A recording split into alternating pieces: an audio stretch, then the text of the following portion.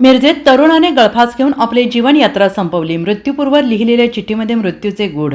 4 ते 5 जणांच्या संशयाची सुई. मृतदेह ताब्यात न घेण्याचा नातेवाईकांचा निर्णय. सायंकाळी सुभाषनगर बरगली मळगा येथील शेतामधील झाडाला गळफास घेऊन सागर राजू माळी वय वर्ष 31 यांनी आपली जीवनयात्रा संपवल्याच्या घटनेनं सगळीकडे खळबळ उडाली आहे.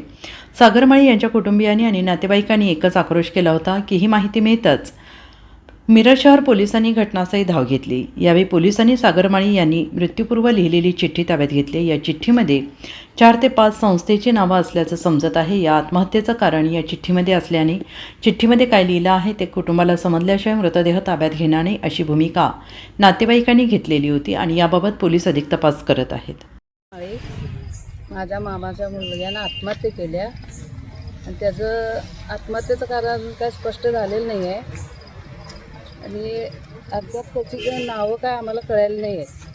त्याने एक चिठ्ठी लिहून ठेवली आहे. त्या चिठ्ठीमध्ये नावं आहेत. नाव आहे ती नावं आम्हाला अस्पष्ट झाली आहेत.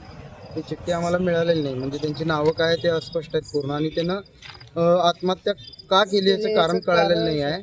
आणि जोपर्यंत आम्हाला कारण नाही कळत तोपर्यंत आम्ही आमच्या मामाची बॉडी आम्ही ताब्यात नाही घेणार. आम्ही त्याची अंत्यविधी नाही करणार.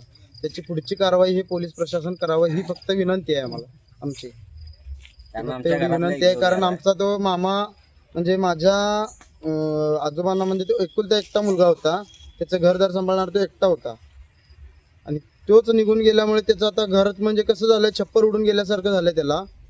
त्यामुळे त्याची पूर्ण म्हणजे पोलीस निरीक्षक जे काय असतील ते त्यांनी त्याची पूर्ण आम्हाला सगळं छडा लावून त्याचं काय कारण आहे हे आम्हाला कळून द्यावं ही आमची फक्त पोलीस प्रशासनाला विनंती आहे.